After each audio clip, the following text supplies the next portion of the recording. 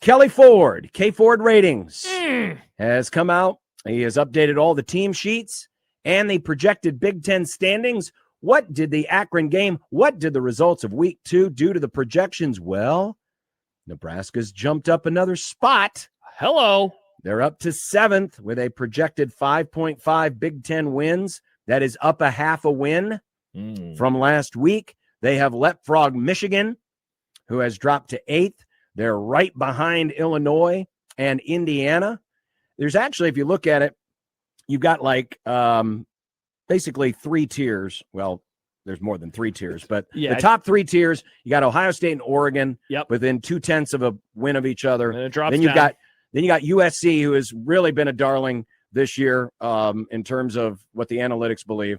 And Penn State. Penn State's actually down to 4th. Yeah, how about in that? K Ford's projections. They've dropped down from 2nd, so that 10-point first half against FIU wasn't particularly impressive. No. And then the next tier basically is that 5-team group of Illinois, Indiana, Nebraska, Michigan, and Washington. Yeah. And that's where Nebraska finds itself right now. Huskers with a 51% chance of a 6-3 Big Ten record, a 22% chance of a 7-win Big Ten season. Jimmy writes, Purdue is better than Northwestern, right? Yeah, I think the analytics are still catching up because, John, weren't you the person who said over the weekend UCLA might be the basement-dwelling team for the conference this year? And right now, Kelly Ford still has them at 16th. So there's still a little catch-up to be done with what's going on all over the conference, but in particular at the bottom right now, I think. All right, so that is where the projected Big Ten standings are. Yes. This is the K Ford ratings change since preseason. Okay. So we're going to zoom in on this a little bit. I have highlighted Nebraska. I've also highlighted all of Nebraska's Big Ten opponents. And if you notice, when you look at this, 6 of the 9 Big Ten opponents have seen a ratings decrease since the start of the season. Only 3 have a ratings increase. Now, USC, they're one of the top ratings increase teams in the country. Their power ranking has gone up 6.2 points, which is a healthy, I mean, that's a touchdown difference per game. Oops, according to K Ford, I didn't mean to do that. Of course, Florida State's number 1. South Florida's number 2. Temple's number 3. So USC is at number 8, 6.2. The next team in line, in terms of these teams that we're talking about, is Nebraska.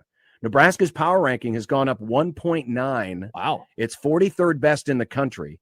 It's essentially tied with Maryland, who is another Nebraska opponent, 1.9. The only other opponent on Nebraska's Big Ten schedule that has seen a ratings increase, a ratings change increase on K Ford is Minnesota, up 1.3.